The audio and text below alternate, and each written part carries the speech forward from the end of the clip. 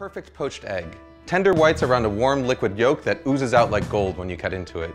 They're an essential part of Eggs Benedict. They can turn any salad into a meal or any vegetable into brunch. The problem is they're really tough to make right. So you've probably read all the tricks and know all the secrets. Add vinegar to your water. Add salt to your water. Don't add salt to your water. Stir a vortex into the water. Wrap your eggs in plastic wrap. And guess what? None of them really work.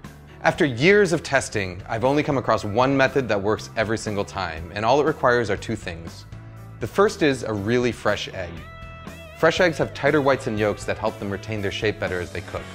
There are two ways to tell how fresh an egg is. The first is to check something called the Julian date. As long as it's packed in the US, every carton of eggs has a number between 000 and 365 on it, and that number corresponds to the day on which the egg was cleaned and packed.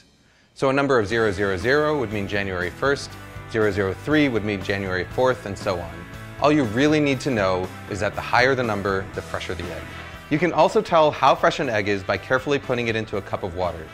As an egg ages, the air pocket in the fat end is going to get bigger and bigger, which will make the egg stand upright or sometimes even float. A really fresh egg will sink and lie flat on its back like this.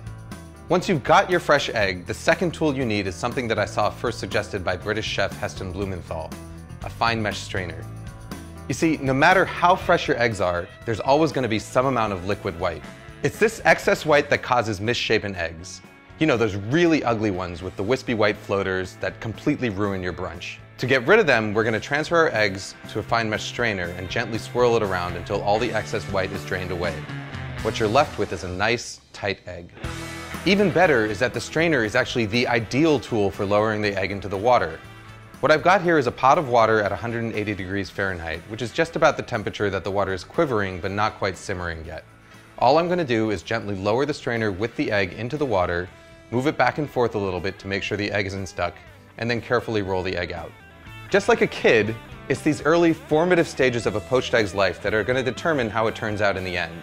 Using a round bottom strainer and this rolling motion is going to help ensure that you get a nice tight poached egg that's egg-shaped.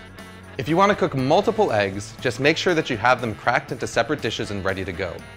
Once they're in the water, your only job is to keep them moving around, flipping them from time to time with a slotted spoon so that they cook evenly.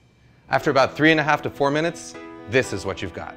You can even cook them ahead of time and store them submerged in cold water in the fridge for up to a few days.